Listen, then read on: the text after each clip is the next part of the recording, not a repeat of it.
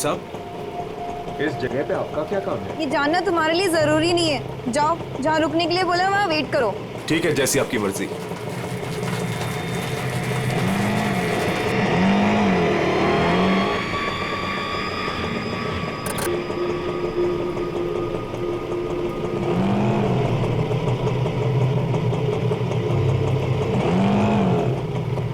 अरे तुम गए नहीं अभी तक, जाओ। जी मेम साहब।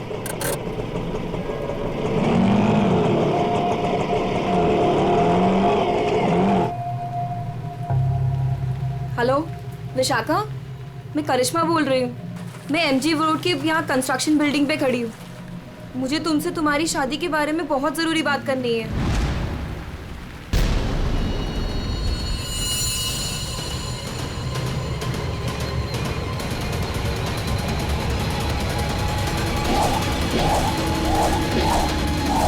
मेम साहब, मेम साहब, मेम साहब, कहाँ चली गई? मैं तो यहीं छोड़ के गया था। मेम साहब, मेम साहब।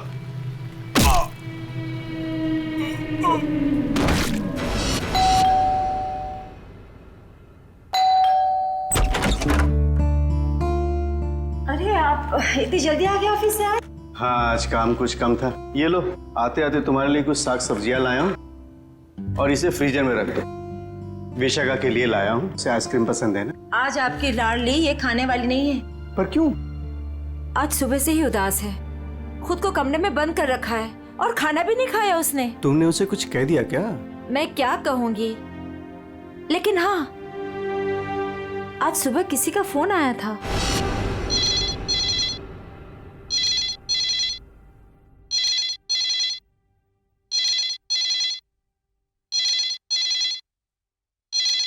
हेलो।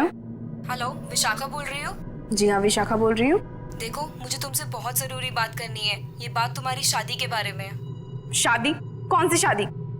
मुझे इस बारे में कोई बात नहीं करनी है। प्लीज मुझे दोबारा कॉल मत कीजिए।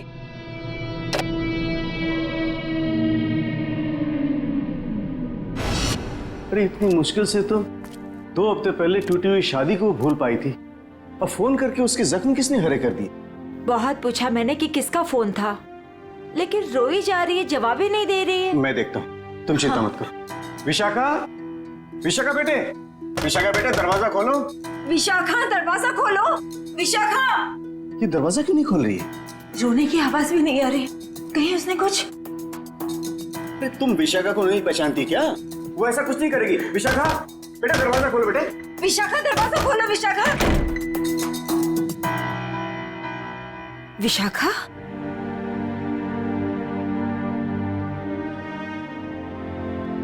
विशाखा बेटे, वो शादी वाले फोन कॉल से चिंता में है ना तू? हाँ पापा, काश मैंने उस गलत लड़के से शादी की जिद न की होती। मेरी वजह से आप लोगों को कितना अपमान सहना पड़ा। अरे नहीं बेटी, ऐसा कुछ नहीं है। उस लड़की के साथ तेरी शादी नहीं हुई, ये तो बड़ी अच्छी बात है। उस परिवार से तू बच गई बेटे। हाँ। और फिर हमारे इस लाडो के लिए इस शहर में कोई लड़की की कमी है क्या? हाँ? और क्या, हमारी विशाखा है इतनी प्यारी कि कोई भी लड़का इसे देखते ही पसंद कर लेगा। नहीं माँ, इस बार अपनी पसंद पे भरोसा करके मैं कोई गलती नहीं करना चाहती। आप लोगों की पसंद पे ही मेरी मंजूरी है। अरे हाँ सरिता, कल ठीक 3 बजे लड़के वाले विशाखा को देखने आ रहे हैं, तुम तैयार रहना। आपने पहले क्यों नहीं बताया? ओहो श्रीमती जी, तो अब तो बता दिया ना। हाँ? पापा, मुझे भगाने की बहुत जल्दी है ना आपको? मैं क्यों नहीं, अब इसकी शादी हो जाएगी तो इस कमरे को मैं अपना स्टडी रूम बना लूंगा। अच्छा, तो मैं भी अपना रूम लॉक करके जाऊंगी ससुराल।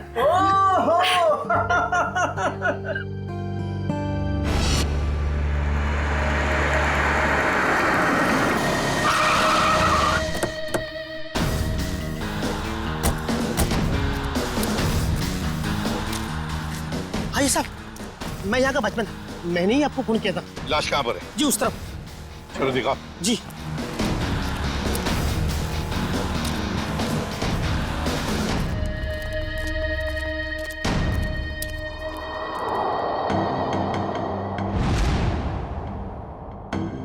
ये ईंटें निकालो।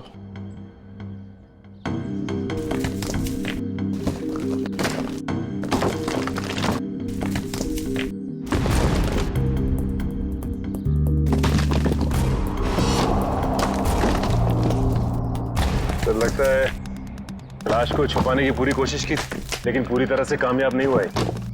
हाँ, छुपाने की तो बहुत कोशिश की है मगर जरूर कुछ ना कुछ तो भूल गया है वो। कोई ना कोई सुराग तो हमें जरूर मिलेगा। वैसे लाश ज्यादा पुरानी नहीं दिख रही है। एक काम करो, बाहर निकालो इसे आराम से, संभल के।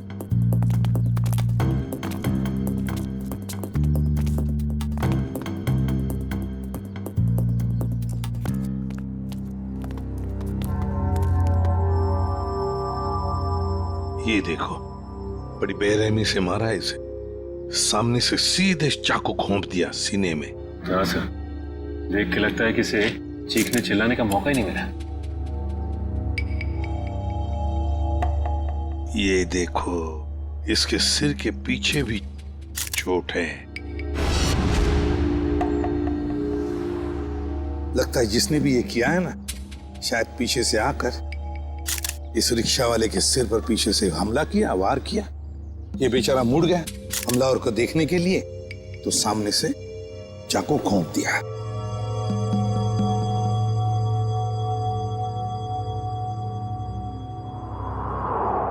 जेब में कुछ भी नहीं। लेकिन सर, कोई रिक्शा वाले को क्यों मारेगा? फ्रेडी, इस रिक्शा वाले को पैसे के लिए तो कोई नहीं मारेगा। हो सकता है इस रिक्शा वाले का किसी के साथ झगड़ा वगड़ा हुआ होगा या आपसी दुश्मनी हो, लेकिन अगर इसकी लाश यहाँ पर है, रिक्शा कहाँ पर होगी?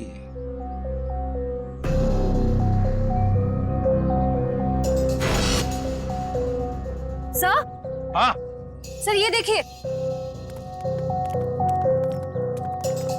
सर, ये खून की बूंदें और घसीटने के निशान हैं।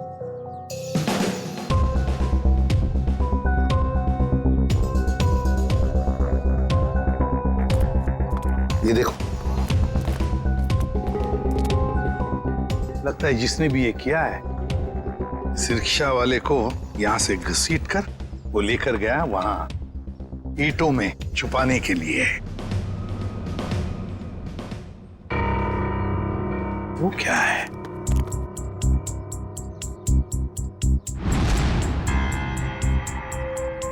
किसी आदमी की घड़ी? अरे ये तो काफी महंगी घड़ी है। शायद रिक्शा वाले की होगी। नहीं फ्रेडी, ये इस रिक्शा वाले की घड़ी नहीं लगती। इतनी महंगी घड़ी है ये, 1,00,000-1,50,000 की तो घड़ी है। तो फिर सर, शायद उसी की होगी जिसने रिक्शा वाले को मारा है। वो तो ये भी सकता है कि घड़ी उस आदमी की हो जो ऑटो में बैठा था। इतनी कीमती घड़ी पहनने वाला आदमी रिक्शा में नहीं जाएगा, मुझे नहीं लगता। देखो, और भी कोई सुराग मिलना चाहिए। देखो जरा आसपास।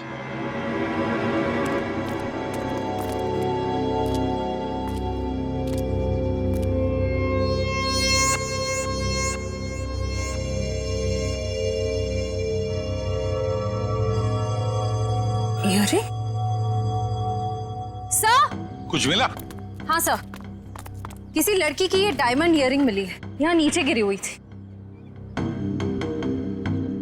इयररिंग? इसका तो एक ही मतलब हो सकता है, जब ये हादसा हुआ तब कोई लड़की यहाँ पर मौजूद थी। तो खून लड़की ने किया? सचिन, पता नहीं खून किसने किया, लड़की ने या और किसी ने, लेकिन एक बात तो जरूर है कि ये लड़की उस रिक्शा वाले के साथ मौजूद थी। सर, हो सकता है ये लड़की उस ऑटो वाले की सवारी थी। लेकिन लड़की यहाँ ऐसी जगह क्या करने आई थी? कुछ ना कुछ तो और ही चक्कर है। जो भी हो, उस हादसे में जरूर हाथापाई हुई होगी, जिसकी वजह से वहां पर वो घड़ी मिली और अब ये इयररिंग। ये केस तो बहुत पेचीदा हो गया। इतने सारे सवाल लेकिन जवाब इतने कम। सारे सवालों का जवाब इसी बिल्डिंग में है। इस बिल्डिंग को अच्छी तरह से छान मारते। Let's go.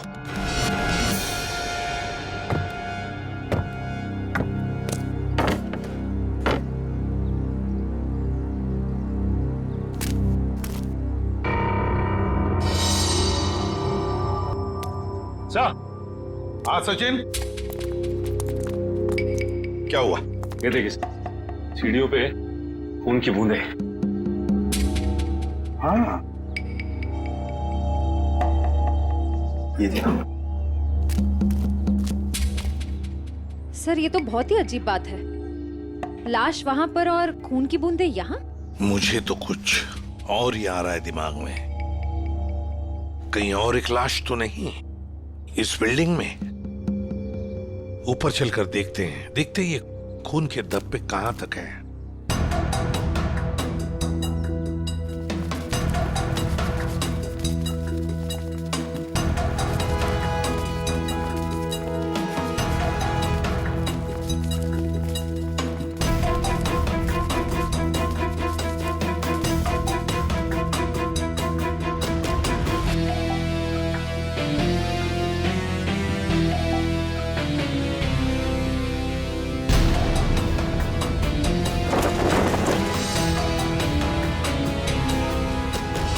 भाई साहब मैं तो कहता हूँ अभय और विशाखा एक दूसरे के लिए बिल्कुल सही है। दोनों के ख्यालात मिलते जुलते हैं, दोनों का स्वभाव एक है और वैसे एक साथ स्कूल में पढ़ चुके हैं।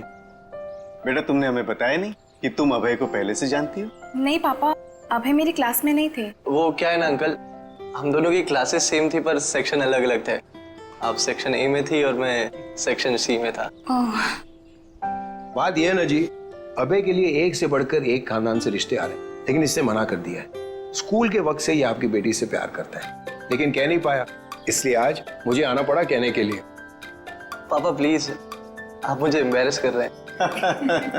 नैना और अनुष्का कैसे हैं? स्कूल टाइम से तुम्हारे बेस्ट फ्रेंड हुआ करते थे वो लोग। हाँ, नैना भी बेंगलोर में जॉब कर रही है और अनुष्का की रिसेंटली शादी हो गई है मसूरी में। सुना है बहुत ही खूबसूरत जगह है वो। जी। वैसे तो साउथ अफ्रीका भी बहुत ही सुंदर जगह है। 25 साल पहले हमने हमारे हीरो का बिजनेस वहां शुरू किया था और आज यहाँ तक ले आए उसे। आप लोग बैठिए, मैं आप लोगों के लिए चाय वगैरह लेकर आती हूँ। आप लोग बैठिए, हम आते हैं।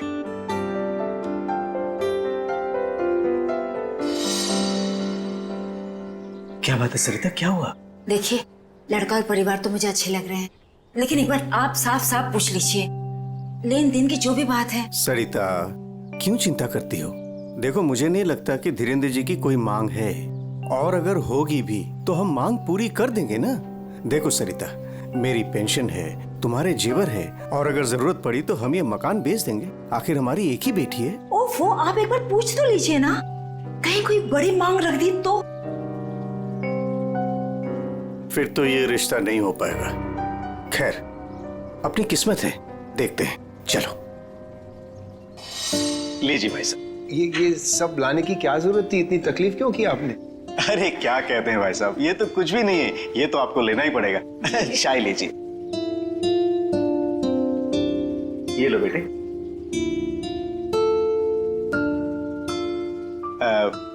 भाई साहब अगर आप बुरा न माने तो कुछ देर हम लोग बाहर चल के आपस में बात कर लेते हैं। अरे इतने में बच्चे भी एक दूसरे से बात कर लेंगे। अरे ये तो बहुत अच्छी बात है, चलिए।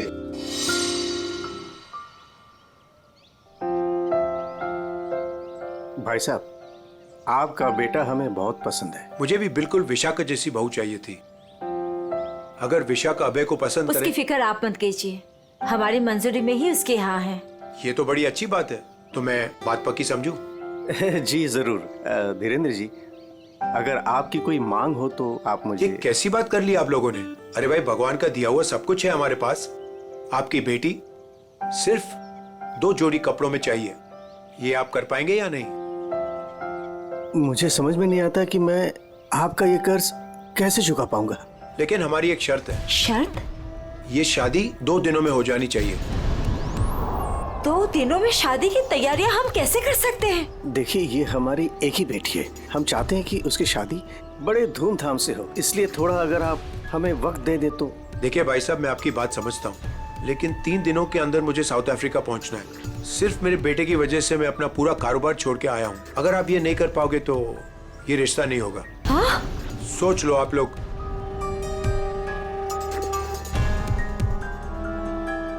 ठीक है भाई साहब, ये शादी परसों ही होगी। ये तो बहुत अच्छी बात है, मुबारक हो। देखिए, आप शादी की तैयारियां कीजिए, पैसे की चिंता न कीजिए, वो हम करेंगे। जी।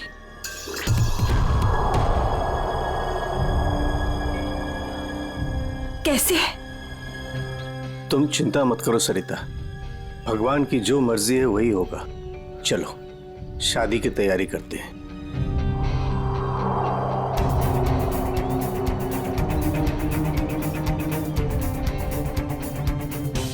पता नहीं मुझे ये सब ठीक क्यों नहीं लग रहा है। शादी ब्याह जैसी चीज जल्दबाजी में करना, कहीं हम गलत निर्णय तो नहीं ले रहे।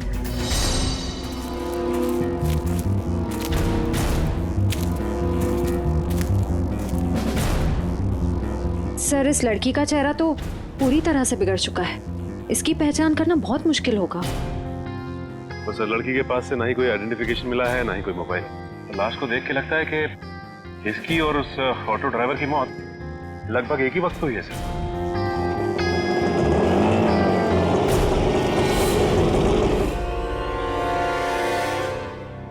सर, ये लावारिश रिक्शा यहाँ से थोड़ी दूर पे खड़ी हुई थी, लोगों ने मुझे बताया। और सर, ये रहे रिक्शा के पेपर्स।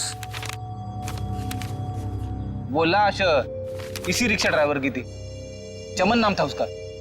और सर, ये फोटो भी लगी उसकी। हाँ, चमन खुद मालिक था इस रिक्शा का। और कुछ मिला? हाँ सर,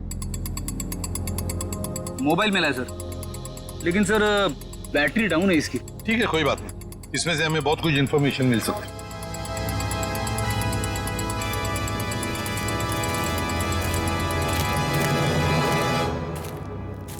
वॉचमैन होना यहाँ के कैसी ड्यूटी करते हो? दो खून हुए यहाँ पर। साहब जी, ये सब कैसे हुआ? मुझे नहीं पता चला। चुप, नाटक बंद। जरा याद करके बताओ, क्या कोई आया था यहाँ पर इस रिक्शा में से? कोई नहीं आता इस रिक्शा से। ये कैसे हो सकता है? हा? कोई बिल्डिंग से ऑटो दूर क्यों खड़ा करेगा? बताओ कौन आया था? हाँ साहब जी, याद आया, जब मैं खाना खाने गया था ना, जरूर कोई आया होगा। ड्यूटी करते हो।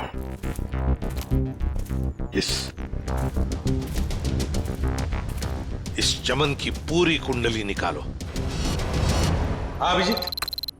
सर, वो ऑटो वाले के फोन की डिटेल मिल गई है सर। ये 11 बजे के करीब ममता नगर से निकला और 11:30 बजे जेल स्टेशन पे पहुंच गया। ये MG road under construction building पे कब पहुंचा? सर 12:30 बजे।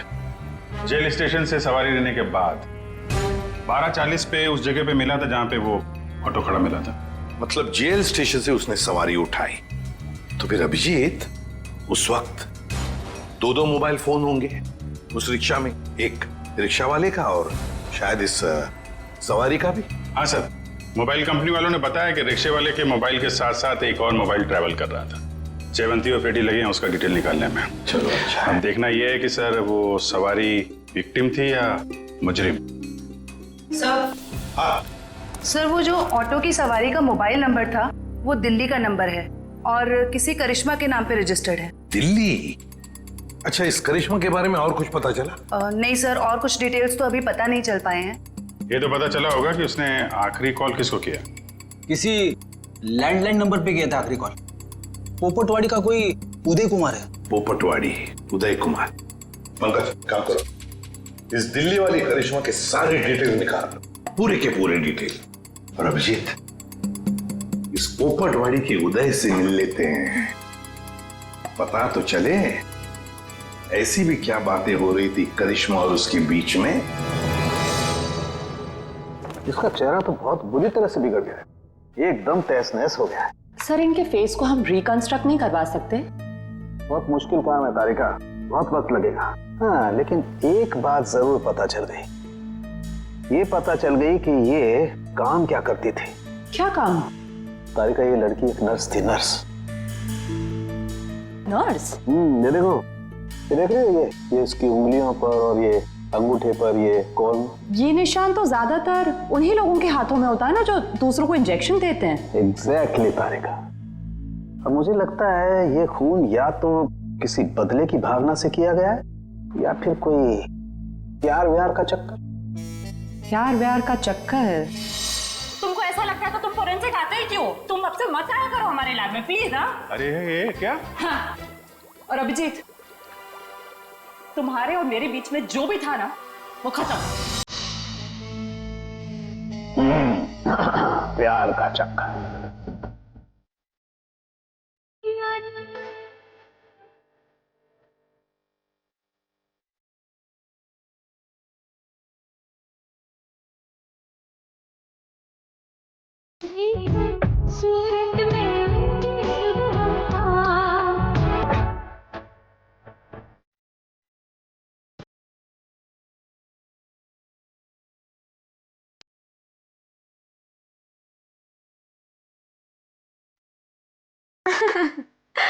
विशाखा, तुम्हें पता है वैसे तो मैं अभय की मुंह बोली बहन हूँ, पर हाँ, एक सगी बहन अपने भाई को उतना प्यार नहीं करती, उससे भी ज्यादा प्यार मैंने अपने भाई को दिया है। Sweet of you. Thank you so much मेरे भाई को शादी के लिए हाँ कहने के लिए। यकीन ही नहीं हो रहा है ना, इतनी जल्दी सारी तैयारियां हो जाएगी। और आज हमारी बेटी की मेहंदी की रस्म है। तुम ठीक कह रही हो, मगर ये सब कुछ मुमकिन नहीं होता अगर धीरेन्द्र जी हमारी सहायता नहीं करते तो। देखो ना, अभय की बहन माया किस तरह से सुबह से लेके सारा काम कर रही है, कितनी अच्छी तरीके से कर रही है ना? वाकई।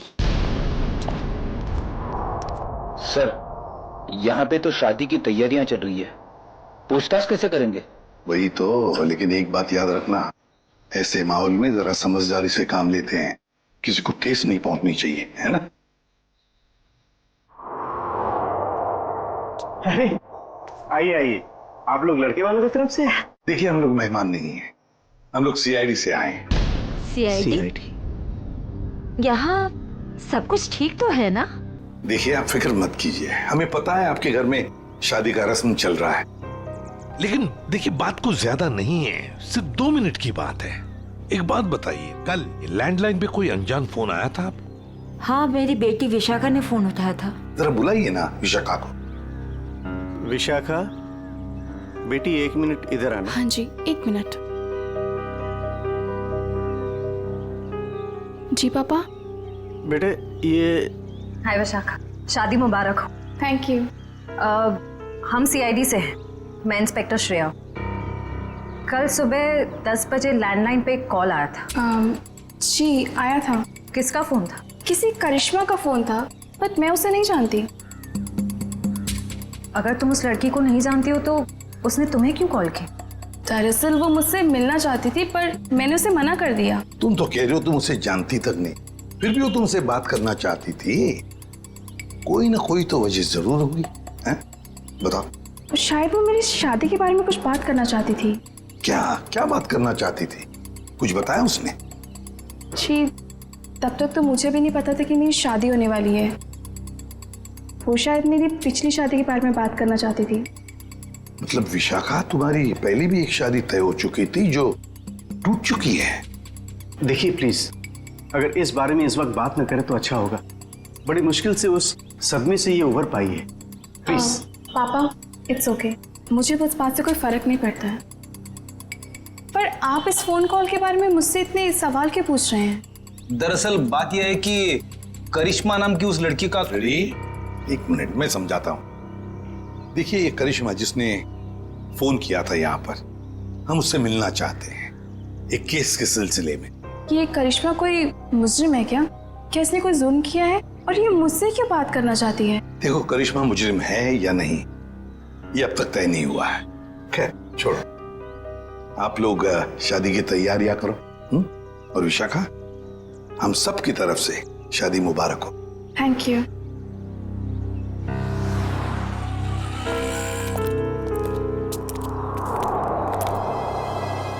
हेलो, सुनो, सब गड़बड़ हो गया है यहाँ। सीआईडी आ गई है। हाँ जी, क्या हाल है बॉस? फिर से बन गया चेहरा? अरे चेहरा बनने में टाइम लगता है ना यार। और कितना टाइम चाहिए तुझे? मैं बोल रहा था तारे का, प्रद्युमन जैसे ही मेरी शक्ल देखेगा पीछे पड़ जाएगा। कितना टाइम लेगा चेहरा बनाने में? यार इतना सा काम है साउंड के। वैसे एक बात बताओ, आप लोगों को वाकई कुछ पता नहीं चला उस लड़की के बारे में? हमें इतना तो पता चल चुका है कि उस लड़की का नाम करिश्मा है और वो दिल्ली की रहने वाली थी। और अगर मैं ये बताऊं कि करिश्मा एक नर्स थी तो? सर, सर उस करिश्मा के बारे में नई बात पता चली सर। क्या? वो दिल्ली में 10 स्टार हॉस्पिटल में नर्स है। लो, ये बात अब बता रहे हैं, मैं कब की बता चुका ये बात। 10 स्टार हॉस्पिटल दिल्ली। वाह यार अभय, बड़ी सुंदर दुल्हन मिली है तुझे, सच्ची। पता नहीं कहाँ से किस्मत लिखा के लाया है। अरे वो कहते हैं ना, लंगूर के हाथ में अंगूर। एग्जैक्टली।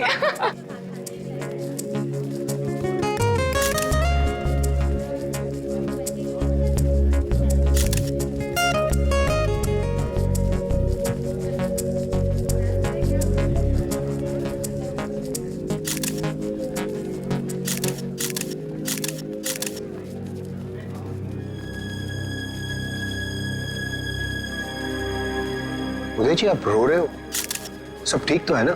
ये तो खुशी के आंसू हैं। आज अपनी बेटी को दुल्हन बना जो देख पा रहा हूं मैं, इसलिए। आपसे कुछ बात करनी थी। हाँ हाँ, तो कहिए ना। यहाँ कहना ठीक नहीं होगा, जरा अंदर चलिए ना। क्यों, हमसे शादी में कुछ कमी रहेगी है क्या? नहीं, वो सब ठीक है, A1। देखिए, सारे मेहमान आ रहे हैं, अगर हम यहाँ से चले गए तो कुछ परेशानी हो जाएगी। फेरे हो जाए, उसके बाद दोनों बैठ करके बातें करते हैं। देखिए, मेहमानों को छोड़िए, आप अंदर चलिए, वरना ये शादी नहीं होगी।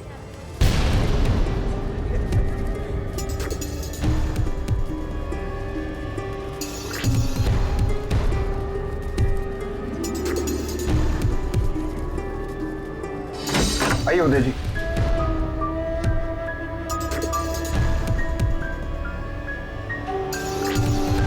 धीरेन्द्र जी, बात क्या है आप बताइए ना। देखिए, मेरी परेशानी बढ़ती जा रही है। अरे भाई, परेशान होने की कोई बात नहीं, एक छोटी सी रिक्वेस्ट है। कैसी रिक्वेस्ट? आपको याद है मैं आपके घर आया था आपकी बेटी को देखने, और मैंने आपको कहा था मुझे दहेज बिल्कुल नहीं चाहिए। जी मुझे अच्छी तरह से याद है, आपने कहा था कि आपको दहेज नहीं चाहिए। तो अब क्या चाहिए आपको? मैं अपनी जुबान का पक्का हूँ, कहा ना दहेज नहीं चाहिए, दहेज नहीं लूंगा। हाँ, मगर आपको दहेज नहीं चाहिए तो क्या चाहिए?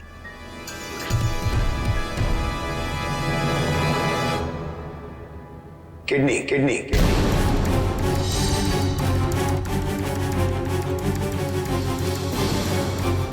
किडनी? पर किसकी? मैं शायद आपको बताना भूल गया कि मेरी तबीयत दरअसल ठीक नहीं रहती, और जल्द से जल्द अगर किडनी ट्रांसप्लांट नहीं हुआ तो मैं ज्यादा दिन नहीं बच पाऊंगा। Kidney transplant? देखिए, आपकी बेटी की शादी है, और कुछ ही दिन बाद उसका ससुर यानी कि मैं मर जाए तो आपको कैसा लगेगा?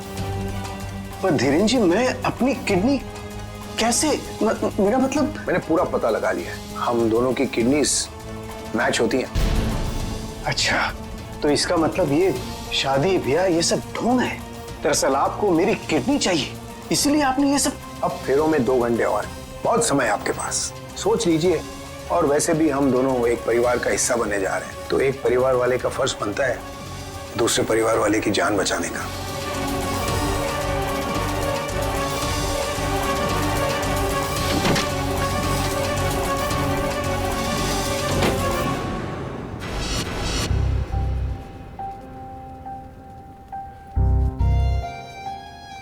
आपको दहेज नहीं चाहिए तो क्या चाहिए? किडनी।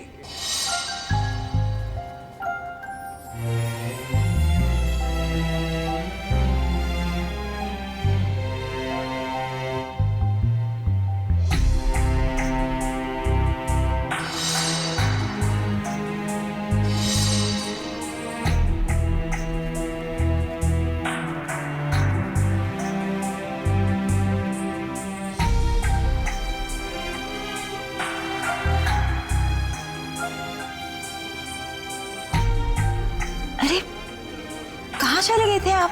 कुमार साहब आए हैं अपनी पत्नी के साथ, वो आपको ढूंढ रहे थे। सरिता, आओ मेरे साथ, 2 मिनट तुमसे बात करनी है। चलो।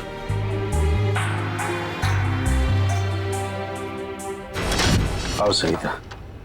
क्या हुआ, मुझे बताएंगे भी? सरिता, दरवाजा बंद कर दो, बताता हूं।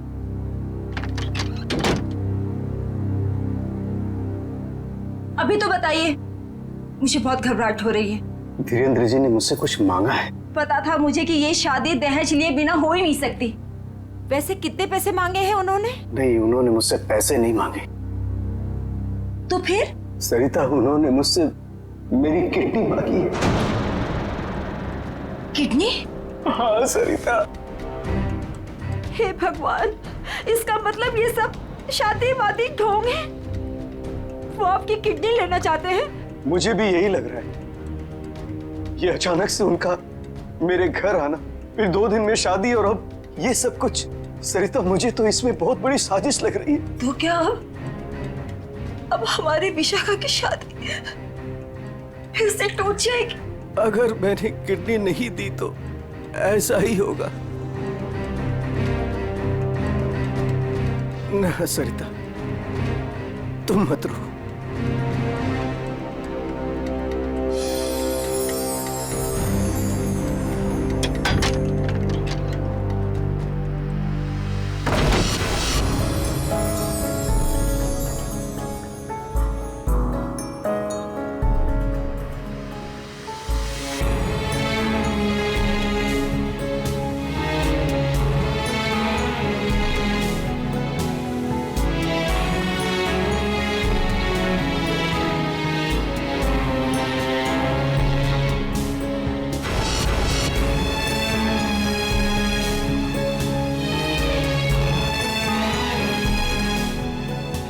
सारे मेहमान आ चुके हैं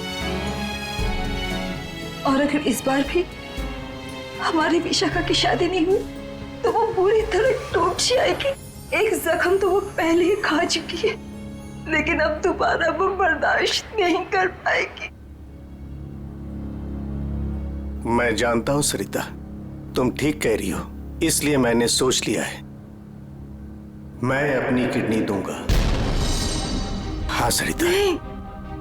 नहीं, अगर आपने किडनी दे दी तो आपका क्या होगा? मुझे कुछ नहीं होगा सरिता। और वैसे भी इंसान के शरीर में 2 किडनियां होती है जिससे उसका शरीर चलता है, लेकिन फिर भी इंसान एक किडनी के सहारे जी सकता है।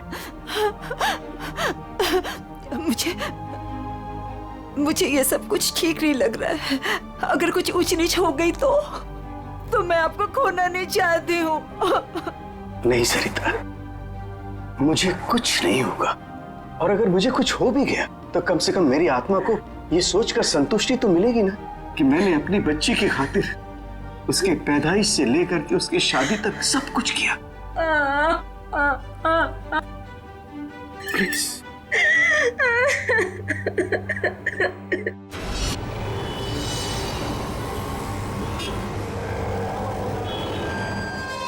हेलो सर, मैं अनुज, इस हॉस्पिटल का डीन। करिश्मा की मौत की खबर सुनकर आई एम शॉक्ड। वो बहुत ही काबिल नर्स थी। वैसे डॉक्टर साहब, एक बात समझ में नहीं आ रही है, ये करिश्मा ने अचानक से छुट्टी क्यों ली और फिर यहाँ से मुंबई चली गई? कोई खास वजह थी क्या छुट्टी लेने? उसने छुट्टी ली और यहाँ से चली गई। अब यहाँ से जाने के बाद वो कहाँ गई, किस लिए गई, इसके बारे में हमें कुछ नहीं पता। देखिए, हम लोग करिश्मा के घर गए थे, लेकिन वहाँ से कोई ज्यादा जानकारी मिली नहीं है। क्या आप बता सकते हैं कि यहाँ पे करिश्मा को कोई सामान वगैरह पड़ा है? आप चाहें तो करिश्मा का लॉकर देख सकते हैं। जी हाँ, जरा दिखाइए लॉकर। आइए। चलिए। अरे सर, इस लॉकर को देखकर मुझे मेरी नानी की अलमारी याद आ गई। वो भी अपना सारा सामान ऐसे ही ठूस ठूस के रखती थी। सर, ये तो किसी मरीज की मेडिकल रिपोर्ट है। किसकी फाइल है ये? देख, उदय कुमार। उदय? विशाखा के पिताजी उदय कुमार? कमाल है, इस फाइल को तो हॉस्पिटल के रिकॉर्ड रूम में होना चाहिए। ये करिश्मा के लॉकर में कैसे? मतलब ये करिश्मा उदय जी और उसके परिवार वालों को जानती थी? वो परिवार वाले तो बता रहे थे कि वो करिश्मा को जानते ही नहीं। जरा बताइए, किस चीज का इलाज चल रहा था उदय का?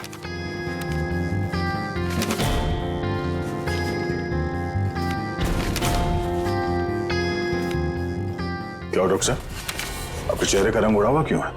उदय जी को फूड पॉइजनिंग थी और उनके सारे टेस्ट किडनी के करवाए गए हैं। क्या? यार ये क्या चक्कर है?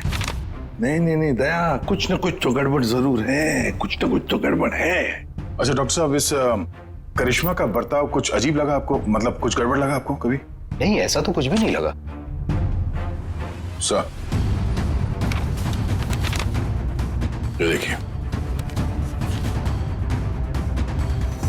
माय गॉड,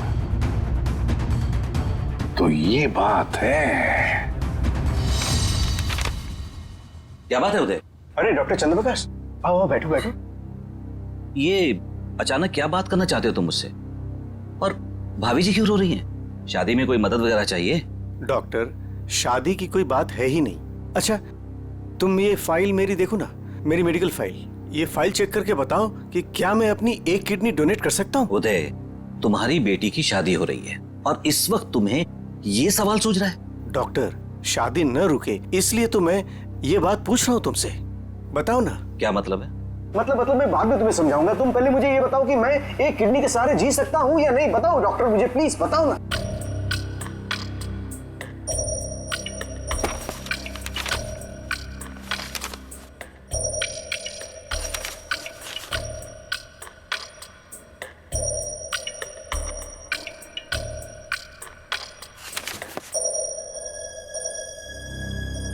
डॉक्टर, रिपोर्ट ठीक तो है ना? क्या हुआ चंद्रप्रकाश, बताओ ना कुछ मुझे।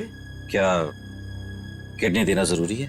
बस तुम इतना ये समझ लो कि किसी के जिंदगी और मौत का सवाल है। देखो, अगर मैंने किडनी डोनेट नहीं की ना तो मेरी बेटी की शादी रुक जाएगी। देखो उदय, तुम्हारी ये किडनी पहले से ही खराब है। क्या सरिता, मुझे तो आज तक ये प्रॉब्लम कभी महसूस ही नहीं हुआ। कैसे किडनी फेलियर हो सकता है? क्योंकि उदय, तुम्हारी बॉडी दूसरी किडनी से फंक्शन कर रही है। आई एम सॉरी, अगर तुमने ये दूसरी किडनी भी डोनेट कर दी तो क्या? तो तुम्हारा बचना नामुमकिन है। डोनेट करने के लिए तुम मेडिकली फिट नहीं हो। देखो, ऐसा मत कहो डॉक्टर, मुझे ये किडनी दान करनी ही पड़ेगी किसी भी हालत में। डॉक्टर प्लीज जरा चेक करके बताओ, कोई तो रास्ता निकालो। देखो उदय, फाइनल डिसीजन मैं नई रिपोर्ट के आने के बाद ही दे पाऊंगा, लेकिन इस रिपोर्ट के मुताबिक किडनी डोनेट करना मतलब मौत को दावत देने जैसा है।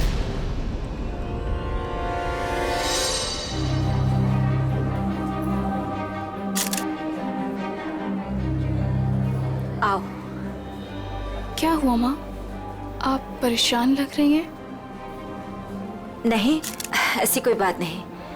फेरे का समय हो गया है, आओ।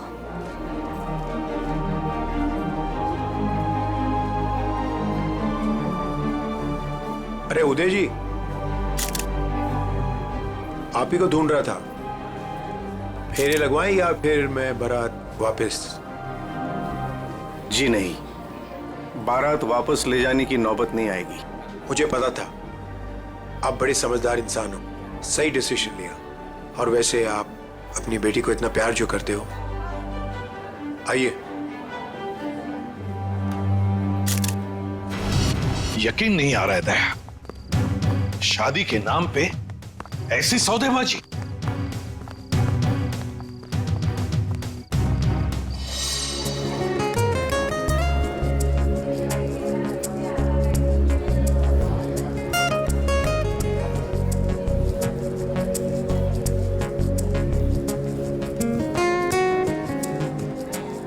रुक जाइए। सरिता जी, उदय जी कहाँ है? वो तो यही। कहाँ है उदय जी? यही तो थे, कहाँ चले गए? आप लोग यहाँ फिर से क्या हुआ? हमारा उदय जी से बात करना बहुत जरूरी है, जरा बुलाइए उन्हें।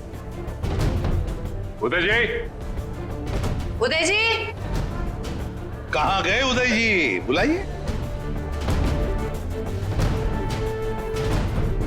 मम्मी, पापा कहाँ चले गए? आपके पापा कहाँ हैं? इसका जवाब अब ये देंगे धीरेन्द्र जी। क्यों धीरेन्द्र जी, जवाब देंगे ना? मुझे कुछ नहीं पता।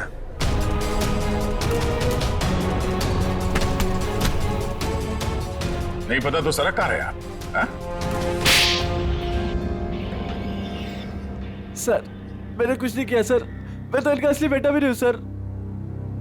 मेरे पति को इन लोगों ने गायब करवाया होगा और किडनी के लिए ये लोग शादी तोड़ने की धमकी दे रहे थे। मॉम, आपने बात मुझे पहले क्यों नहीं बताई? आपके पापा से बढ़कर मेरे लिए कुछ नहीं है। शर्म आनी चाहिए तुम्हें, शादी जैसे पवित्र बंधन के आड़ ऐसा घिनौना अपराध करते हुए। सर मैं मानता हूँ इसी प्लान के जरिए मैंने किडनियों का व्यापार किया। क्या? शायद इसीलिए उन गुनाहों की सजा है कि मेरे खुद की किडनी बेकार हो गई। लेकिन इस बार सर मैं खुद की जान बचाने के लिए कर रहा था। इसके लिए किसी और की जान चली जाए? अब बताओ, करिश्मा को क्यों मारा? सर मैंने करिश्मा को नहीं मारा, बल्कि वो तो मेरी मदद करती थी मरीज ढूंढने में। सर इस बार मैंने गैंग वालों को बताया बिगैर एक किडनी गायब कर दी। उसी बात को लेकर वो मुझे ब्लैकमेल कर रही थी कि वो बाकी गैंग वालों को और विशाखा को ये बात बता देगी। इसीलिए तुमने करिश्मा को मारा? इसीलिए? नहीं सर, मेरा यकीन मानो, मैंने उसे नहीं मारा। मुझे लगता है कि सर उसकी मौत के पीछे मेरे बाकी गैंग वालों का हाथ है। कौन है तुम्हारे साथी? कहाँ लेकर गए उदय को? किडनी निकलवाने। ऑपरेशन शायद शुरू भी हो गया होगा। कहाँ हो रहा है ये किडनी निकालने का ऑपरेशन?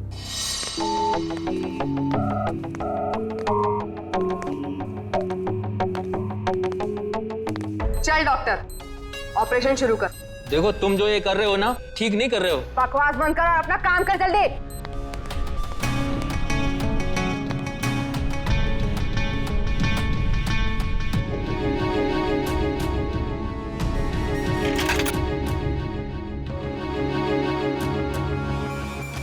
अबे जल्दी करना।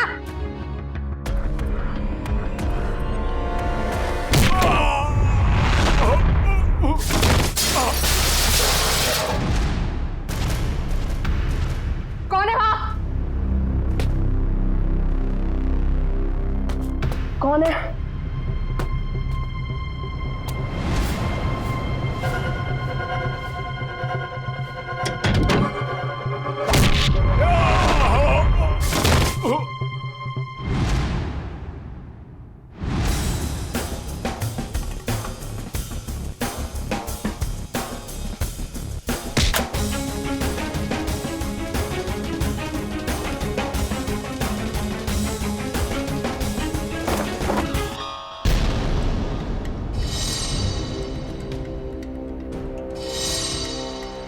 अपने जुर्म का इनाम तो लेती जाओ।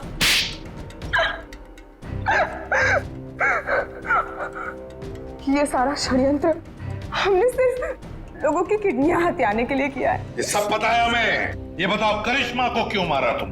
क्योंकि करिश्मा हमें धोखा दे रही थी। लेकिन तुमने करिश्मा का खून किया, ये बात तुमने धीरेन्द्र से क्यों छुपाई? ताकि जब धीरेन्द्र किडनी ट्रांसप्लांट के लिए ऑपरेशन थिएटर में आए तो वहां उसे आराम से मार सके, ताकि वो खून ना लगकर एक हादसा लगे। और उदय की किडनी तुम ऊंचे दाम में बेचना चाहती थी, क्योंकि उदय का blood group Bombay blood group है, एक रेयर ब्लड ग्रुप है ना? यही प्लान था सर, लेकिन आप सीआईडी वालों की वजह से वो सब चौपट हो गया। करिश्मा का खून और कितने सारे मासूम लोगों की किडनियों की चोरी, तुम्हें तो फांसी ही होगी। इतना काफी है तुम्हें फांसी के फंदे तक पहुंचाने के लिए। जयवंती, ले जाओ इसे।